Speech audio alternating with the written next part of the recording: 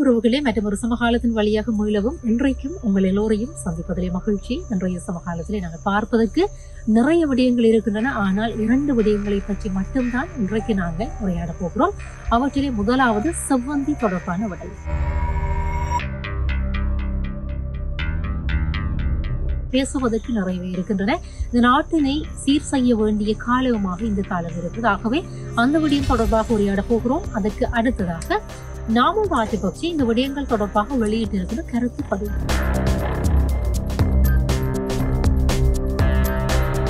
இந்த விடயங்கள் தொடர்பாகத்தான் இன்றைக்கு சமகாலத்திலே சற்று சுருக்கமாக பார்க்கப்பட்டது.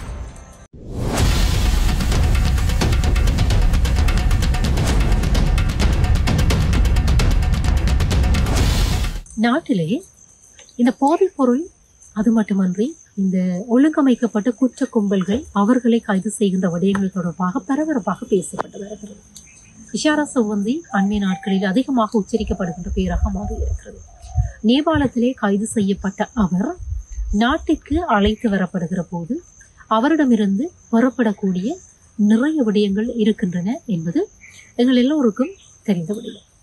இந்த பின்னணியில நேற்றைய தினம் நாங்கள் சமகாலத்தில் இஷாரா செவ்வந்தி கைது செய்யப்பட்ட அந்த விடயங்கள் தொடர்பாகவும் கைது செய்யப்பட்ட போது அங்கே இருந்த நிலைமைகள் தொடர்பாகவும் உரையாடியிருந்தோம். இவற்றுடைய தொடர்ச்சியாக இன்னும் ஒரு விடயம் பேசப்பட வேண்டிய விடயமாக இருக்கிறது. இஷாரா செவ்வந்தி நாங்கள் ஏற்கனவே குறிப்பிட்டதை போன்று, அதாவது நேற்றைய தினம் சமகாலத்தில் உரையாடியதை போன்று, அவர் கனிமுல்ல சஞ்சீவவினுடைய அந்த படுகொலையின் பிற்பாடு நாட்டிலே 4 நாட்கள் தங்கியிருந்திருக்கிறார். அதாவது மித்தனிய பகுதியிலே தங்கியிருந்தவர் யாழ்ப்பாணத்திற்கு அங்கே சென்றிருக்கிறார்.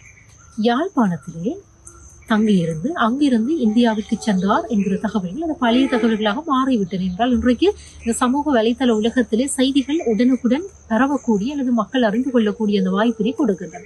சரி, யாழ்ப்பாணத்துல இருந்து இந்தியாவிற்கு செவ்வந்தி படகு மூலமாகத்தான் பயணப்பட்டிருக்கிறார். அப்படி பயணப்படுவதற்கு கோடிகளை கொடுத்து அந்த ஜே.கே. பாய் என்பவர் ஊடான அவரோடு அவர் அந்த உதவிகளை கொடுத்து அவர் மூலமாகத்தான் இந்தியாவுக்கு பயணப்பட்டிருக்கிறார் என்கிற அந்த விடயத்தை நாங்கள் அறிய முடிகிறது.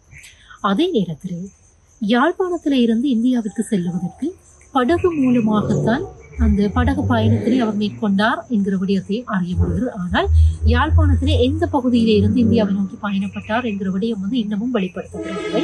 அது மேலதிகமான விசாரணைகளின் பிரகாரம் வெளிப்படுத்தப்படும் என்கிற அந்த நம்பிக்கை இருக்கிறது.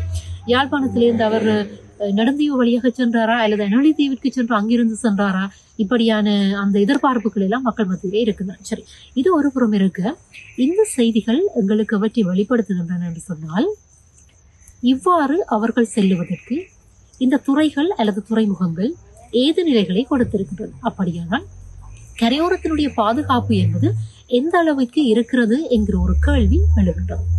அதே நேரத்தில் இன்னும் ஒரு விடயம் பேசப்படுகின்ற விடயமாக இருக்கிறது. அதாவது நேபாளத்திலே செவ்வந்தி கைது செய்யப்பட்ட பிற்பாடு ஒரு வாக்குமூலத்தை கொடுத்திருக்கிறார். அந்த வாக்குமூலத்தின் பிரகாரம் தனக்கு அங்கே நேபாளத்தில் இருந்த போது தலைமறைவாக இருப்பது என்பது சற்று சலிப்பான விடயமாக மாறி இருந்ததாகவும், தான் கொஞ்சம் அந்த நிலையில இருந்து தன்னுடைய மனதை தளர்த்தி கொண்டதாகவும், இலங்கைக்கு வர வேண்டும் என்கிற ஒரு மனநிலையில் தான் இருந்ததாகவும், ஆனால் இலங்கைக்கு அவ்வாறு வந்தால் போலீசினுடைய அந்த தண்டனைகளுக்கு உட்பட நேரும் என்கிற ஒரு பயமும் இருந்ததாகவும் குறிப்பிட்டிருக்கிறார்.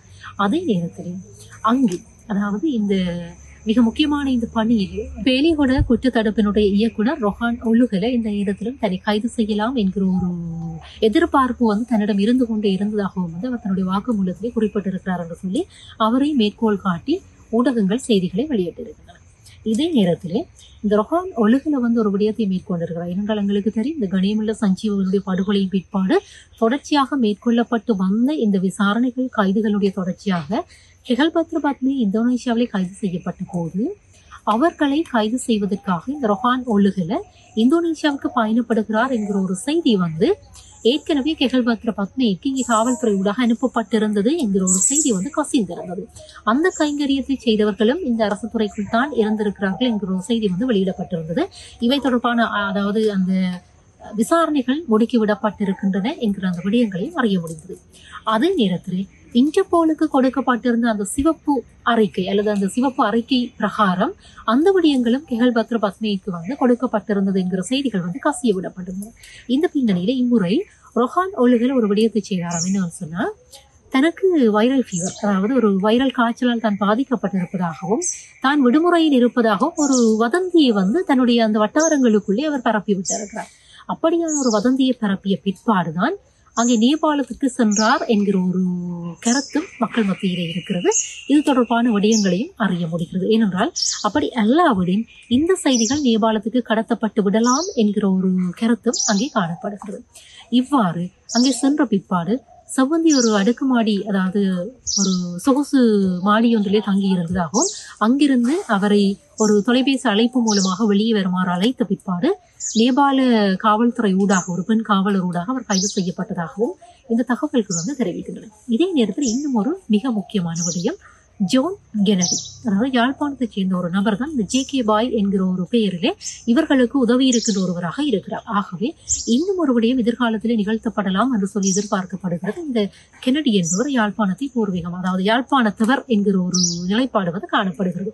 அதே நேரத்திலே இந்த போலிச்சவந்தியாக காணப்பட்ட இன்னும் ஒரு பெண்ணும் தமிழ் பெண்ணாக இருக்கிறார். ஆகவே இந்த போலிச்சவந்தியை பயன்படுத்தி, அதாவது கடவுச்சீட்டுகளை உருவாக்கி, அதாவது போலிச்சவந்தியை நேபாளத்திலே தங்க வைத்து விட்டு உண்மையான செவ்வந்தி ஐரோப்பிய நாடு ஒன்றுக்கு கொண்டு செல்வதுதான் இவர்களுடைய திட்டமாக இருந்திருக்கிறது. ஆனால் அதுவும் முறியடிக்கப்பட்டிருக்கிறது. இந்த பின்னணியிலே இந்த ஜே.கே. பாய் என்கிற ஒரு நபர் யாழ்ப்பாணத்தை தளமாக கொண்டு இயங்கி இருக்கிறார் என்று சொல்லி சொன்னால், இந்த ஒழுங்கமைக்கப்பட்ட குற்ற கும்பல்களுடைய யாழ்ப்பாண முகவர் யார், இவர்களோடு தொடர்படுகின்ற நபர்கள் யார், இந்த பாதாள உலக கும்பல்களுடைய ஒழுங்கமைப்பு வடகிழக்கு இந்த பிரதேசங்களில் எப்படி பரவுகிறது என்பது இந்த ஜே.கே. பாய் என்கிற ஒரு நபரை அடிப்படையாக வைத்து எதிர்காலத்திலே விசாரணைகள் முன்னெடுக்கப்படுகிற போது இன்னும் பல தகவல்கள் வெளிப்படுத்தப்படும் என்கிற எதிர்பார்ப்பு மக்களிடத்திலே காணப்படுகிறது.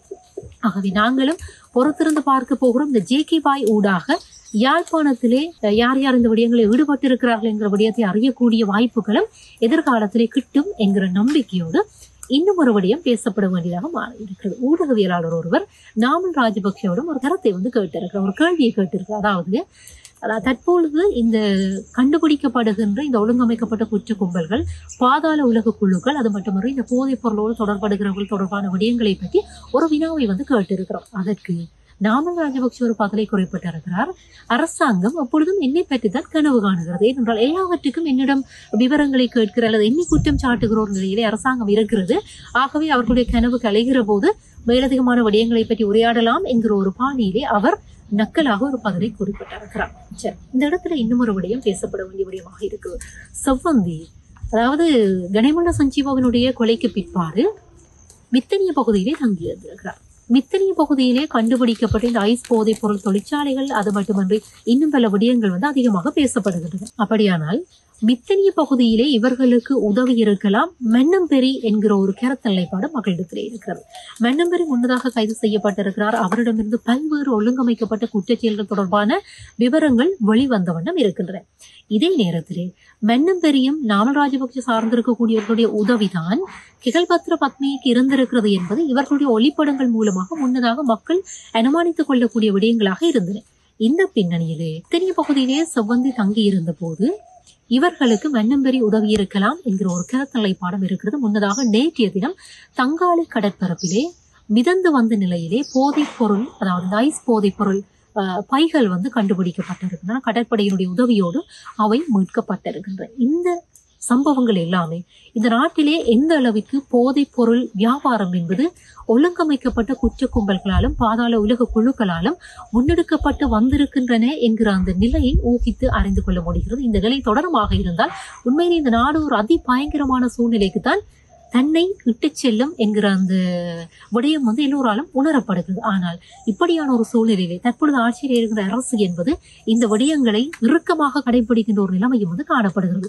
இன்னும் ஒரு விடயம் இந்த இடத்திலே சுட்டிக்காட்ட வேண்டியிருக்கிறது. அதாவது ரொஹான் ஒலுகல தலைமையிலே அதிகாரிகள் நேபாளத்துக்கு பயணப்பட்டிருந்த போது செவ்வந்தியோடு கைது செய்யப்பட்டிருந்த அந்த 6 பேரில் ஒருவர் இந்த போலீஸ் அதிகாரிக்கு சுமார் 50 லட்சம் பணத்தை கொடுத்து நான் இங்கிருந்து வெளியேற வேண்டும், எனக்கு நீங்கள் உதவி செய்ய வேண்டும் என்கிற ஒரு பேரம் பேசுகின்ற ஒரு நிலைமைக்கு சென்றிருப்பதாகவும், ஆனால் போலீஸ் அதிகாரி அதை ஏற்றுக்கொள்ளவில்லை என்று சொல்லியும் அறிய முடிகிறது. இப்படியாக இவர்களுடைய செயற்பாடுகள் இடம்பெற்றுக் கொண்டிருக்கக்கூடிய இந்த கால பகுதியிலே ஜனாதிபதி அன்ருகுமார் திசாநாயக்கவனுடைய இந்த அரசு என்பது முன்னெடுத்து செல்லுகின்ற இந்த செயற்பாடுகள் உண்மையிலே வரவேற்கத்தக்க செயற்பாடுகளாக காணப்படுகின்றன. நாங்களும் பொறுத்திருந்து பார்க்க போகிறோம் எப்படியான விடயங்கள் எதிர்காலத்திலே அரங்கேற்றப்பட போகின்றன என்கிற அந்த மக்கள் எப்படி விழிப்போடு இருக்கிறார்கள் அதே போல நாங்களும் காத்துக் கொண்டிருக்கிறோம்.